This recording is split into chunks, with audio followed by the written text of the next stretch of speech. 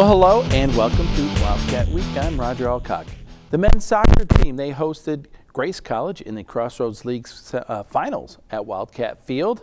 We have some highlights from that game, and in the first half, 22nd minute mark, junior Evan Young took a free kick near the sideline about 35 yards out where the ball landed and bounced past the Lancer keeper to give the Wildcats an early 1-0 lead.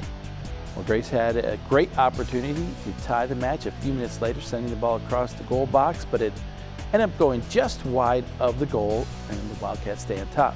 In the second half, in the 51st minute, Damon Binkley of Grace College, he slotted the ball towards the net when junior Seth Kintai slid to stop the pass, but it ended up deflecting into the Wildcat goal, and the game was tied up at 1 goal apiece. Well, in this obviously very close match, Evan Young became the hero in the 85th minute, where freshman Sam Conti crossed the ball. Taylor Lehman headed it to Young to give the Wildcats a 2-1 victory over Grace for the Crossroads League title. An outstanding match. Well, joining me now is the head coach of the men's soccer team, Coach Luke Sanford. And Coach, you guys lost to Grace earlier in the year. Yeah. You get to the conference final. It's a little bit of a crazy match that night, wasn't it? It was. We were we were shorthanded. We didn't have Keaton Albert or Colin Foote, two guys that have really had great seasons for us. Keaton's a Conference Player of the Year. Yeah. And arguably, Colin's been our most consistent defender. But thankfully, we knew we'd be without them for a good chunk of the week. We found out we'd be without them early, and we were able to work on some things. And you want a conference tournament. It's supposed to be tight. Yeah. So the guys knew that those games were going to be tough, and pulled out a win. Well, in that game, or in the season, goaltending's been great for you guys. You got good goaltending again, but jumping out ahead early, that had to be huge. Huge, yeah. I think you kind of mentioned it. The guys had a little extra motivation.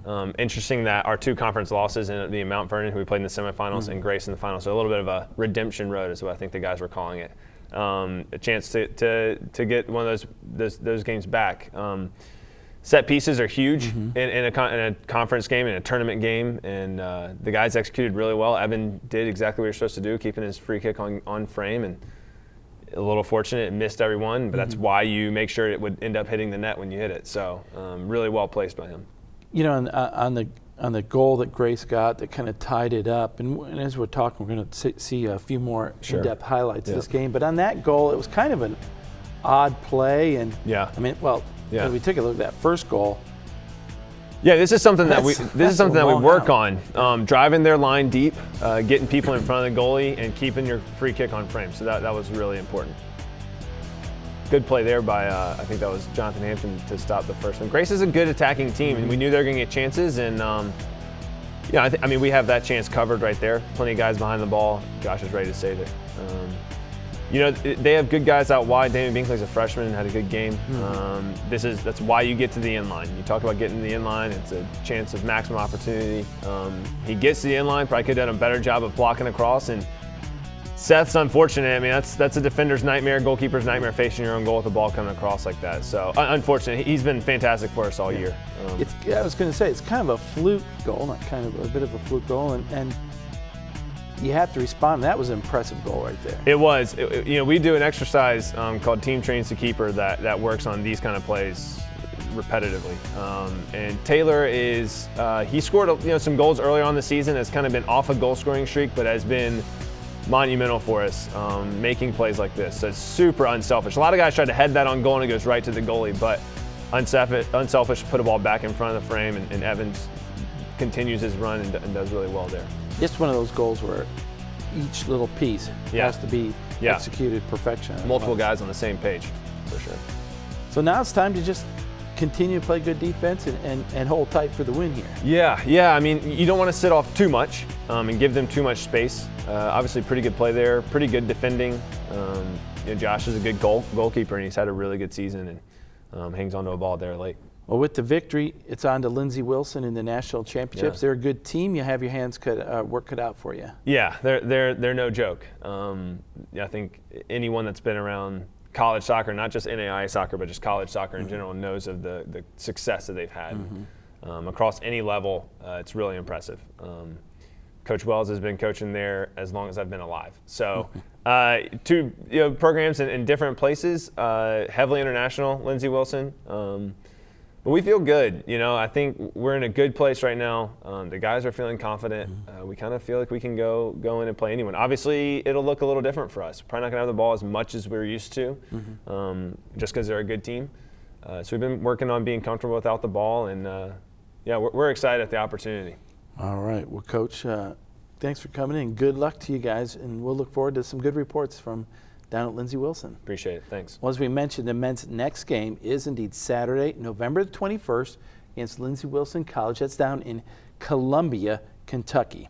Well, when we come back, we'll look at highlights from the Crossroads League volleyball finals matchup with the Wildcats going to Mount Vernon Nazarene. We'll be joined by the head coach of the Wildcats, Candace Motes. So stay tuned.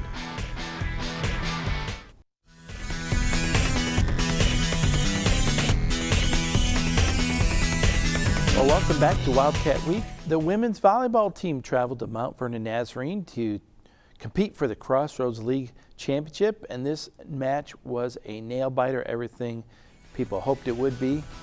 At Mount Vernon, the Lady Wildcats won the opening set 25-19 in front of just a huge packed crowd. Well, then in the next set, in the second set, the Cougars and the Wildcats fought tooth and nail back and forth. Cougars took control late in that set to win 25-21, so we were tied up at one set apiece. Lady Wildcats had a chance to take a 2-1 match lead, but they failed to finish out the third set after leading 24-22. The Cougars scored 6 of the last 8 points, winning the set 28-26. Mount Vernon led 28-18 in the fourth set, but the Wildcats scored 4 straight, tied the match up at 22. The Lady Wildcats had 2 set points in the fourth game, but failed to capitalize as the Cougars won 28-26 to win the set and the match by a final score of 3-1. Well, leading the way for the Wildcats in that effort, though, Morgan Miller had 13 kills. Senior Katie Holler assisted on 28 Wildcat hits. Junior Ashlyn Buck finished with a match-best 35 digs, and junior Lindsey Rogan added 16 digs as well. Ashlyn Buck, junior Remy Becknor, Morgan Miller, they were all named to the All-Crossroads League first team. Junior Kylie Portera, she was named to the league second team, and finally senior Katie Holler was named All-Crossroads League honorable mention for the season this year. Well, I'm joined now with by the head coach of the Wildcats, Coach Candace Motes, and Coach, every game, every set, going down to the wire, and I think it's kind of interesting. That was a game at Mount Vernon Nazarene because of the tiebreaker. Everything was so close. Kind of the story of the season this year. Close, but just short. Yeah, 8-point difference in calculating points.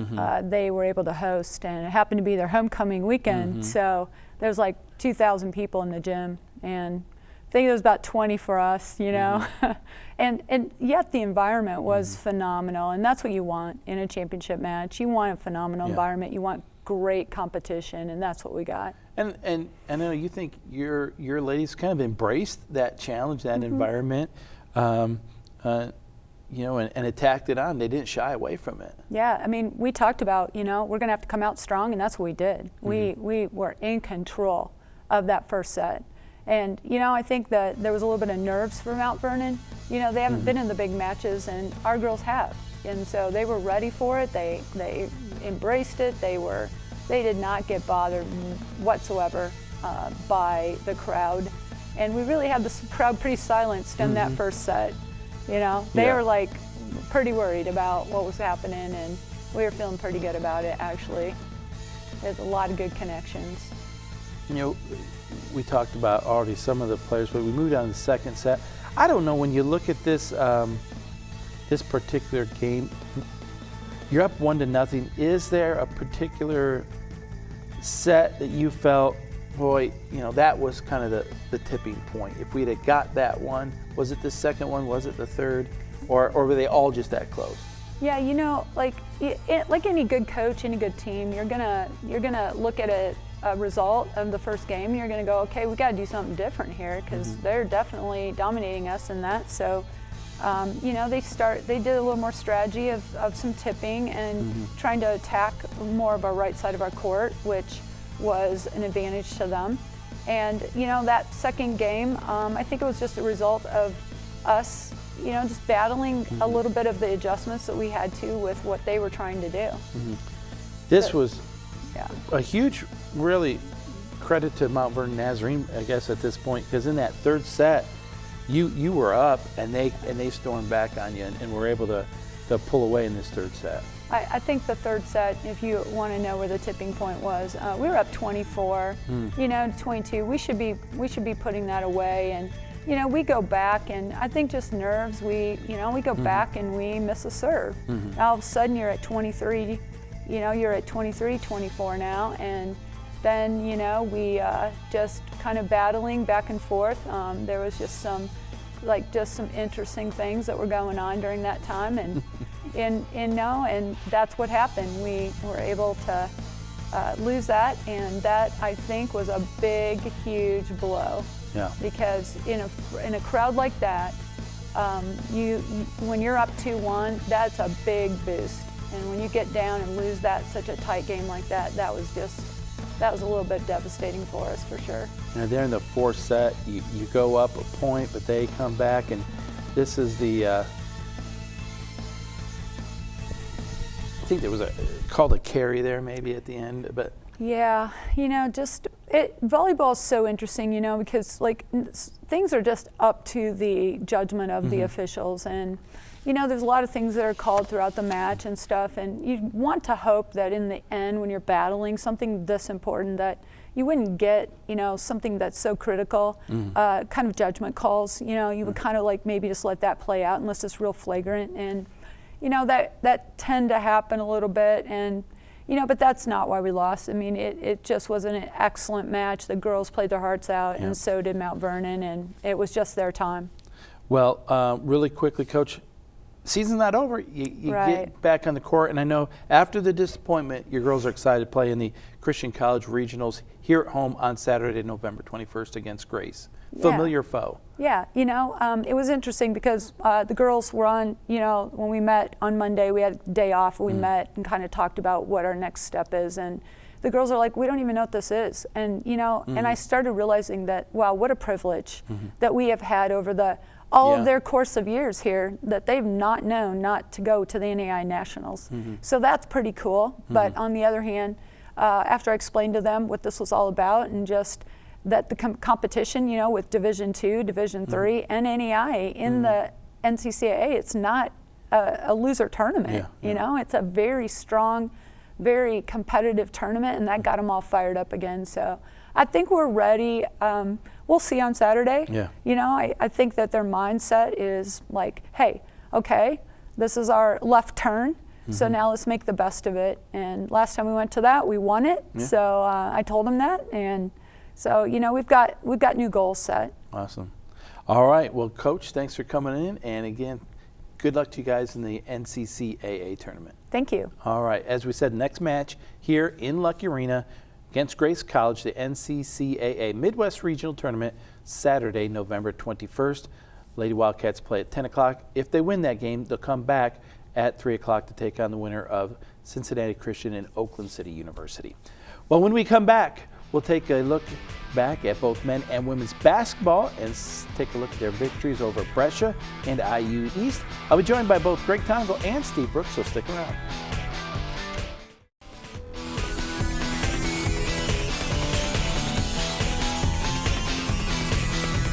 Well, welcome back to Wildcat Week. The women's basketball team took on Brescia University at Lucky Arena the other night. The Lady Wildcats jumped out on top early. They scored the first 10 points of the game. Brescia didn't score until there were less than 4 minutes left in the first quarter, in fact. The Wildcats built a 24-7 lead when senior Michelle King made a basket with 7:49 left in the second quarter. It was the largest lead of the first half. IW led 34-21 then at the half. Well, then the Bearcats scored 8 of the first 10 points in the third quarter to make it a little bit interesting.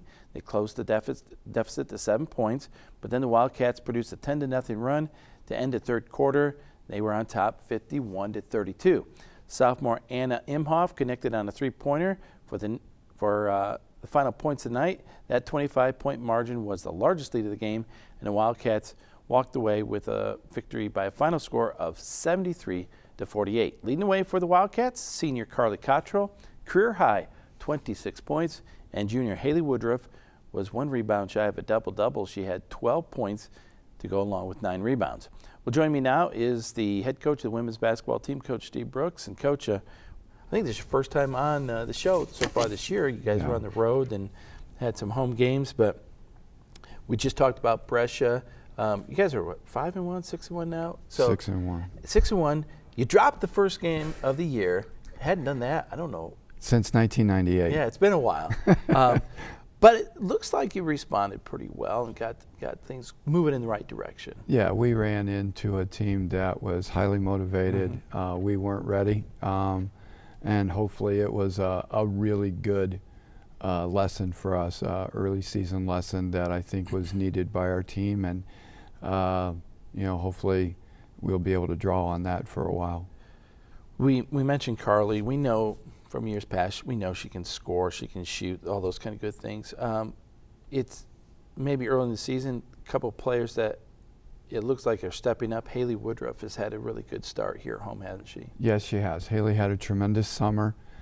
She came back, her fitness level, her physical strength, much improved from a year ago, which has really given her a boost in confidence, and her play has been really very good, very consistent, and hopefully she can continue because it really helps us. The other thing I think is pretty apparent is clearly a lot of depth. I knew last year we thought, wow, there's a lot of depth on this team.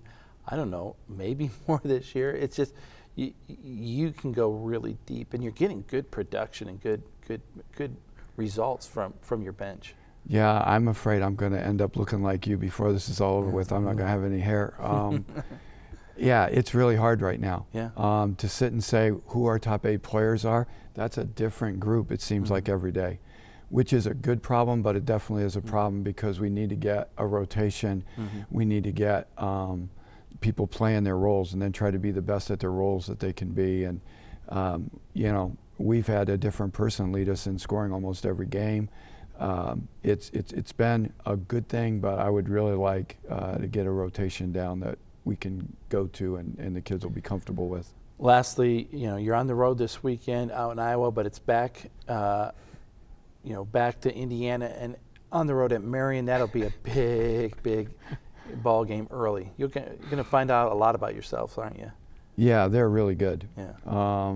I know we were picked to win the conference, but you know how that one goes too. It's kind of like, okay, you won it last year, so you're going to get it this year. But yeah, they're really good. We play them, come home to Spring Arbor, who gave us, 2 really tough games a year ago, and then we have to go to Huntington, who beat us twice. So to start the Crossroads League schedule, we do not have. We have the 2. What people would say are 2 of the better teams, maybe the 2 best teams in the conference, right off the bat in Marianne and Huntington, and it's going to be really important for us to get started right. All right, well, Coach, good luck. Thanks for coming on in, and I'm sure we'll have you back in and talk a little bit more about that. Okay. All right, well, as we said, the women's next game will be Friday, November 20th in Dubuque, Iowa, as they take on Clark University, and as we said, head back to Indiana for some Crossroads League action. Well, turning our eyes to men's basketball now. The men travel to IU East on Tuesday, November the 17th down in Richmond. The Wildcats open the game on a 33-6 run in the first 11 minutes of the game to take control. IU had a 35-point lead, 52-17, and again at 55-20 in the first half. Indiana Wesleyan went into the halftime up 32 points by a score of 56-24. The largest lead of the game for the Wildcats was 41 points when they reached, which they reached on 3 different occasions. Last time coming in 89-48 when senior Johnny Marlin made a 3-pointer with 7 minutes and 37 seconds remaining. The Wildcats beat IU East by a final score of 91-60. Leading the way for the Wildcats were senior Josh Maywar, double-double, 19 points and 11 rebounds. Junior Lane Mayerin also added 9 rebounds. Well, I'm joined now by the head coach of the Wildcats, Coach Greg Tonigal. And Coach, you went down to IU East, a team that I know has been scoring a lot of points. I think they upset St. Francis earlier maybe in the year, or no, it was someone else. But, that was somebody else, yeah. But they had some good wins. They scored a lot of points. I know you felt your defense was as good as it's been all year. Yeah, I mean, last time we went there, I think it was 2012, and we were number 1 in the country, and they upset us. So, you know, it was first road game, difficult place. Both teams know each other well. I was very pleased with how our guys came out. And I know, sticking on that defensive theme, going into the season, that was maybe the biggest concern or the biggest area of improvement needed. And sure, still probably a long way to go, but it's good to see progress coming. Yeah, we're moving in the right direction, and a lot of it's just been a mentality change. It's developing this edge that, you know, every possession matters defensively, because we sure put a lot of effort into the offensive end, and now we're seeing that same effort put into the defensive end. You know, a lot of times we like to talk offense. We like the guys who can score. Johnny Marlin, we've seen him with big games. Bob Peters has had a big game. It seems to me maybe the guy who's been consistent on both ends of the floor for you, rebounding, defense, scoring, is Josh Maywar. He's not flashy, but he's a beast right now. He's doing an incredible job. And I think with Josh, it started with his leadership in the offseason. I mean, he really took on a prominent role in terms of helping his teammates, leading his teammates. I mean, he's really growing off the court. I mean, he's on fire spiritually, and I think we're seeing, you know, some of the fruit of what's happening on the court. When a kid's fully bought in and a kid's doing well in all areas of his life, he's flourishing on the court. Well, you have to kind of switch modes now a little bit, because next Tuesday it's into a conference game against Marion. Marion, new coach, new system. I don't know if we know a whole lot about them right now. Yeah, like I told our guys, it's a new season. You know, we're 0-0, so are they. It's about conference now, and they're a pretty good basketball team. I mean, they've got a lot of the guys back from last year, but it's a different system, and I think these guys are really flourishing in the new system. They've got some freedom. They're playing to that freedom. It's going to be a challenge Tuesday night. Well, you know, and what's interesting is you've been playing these non-conference games. You have to jump into conference, three games, and then back to some non-conference stuff.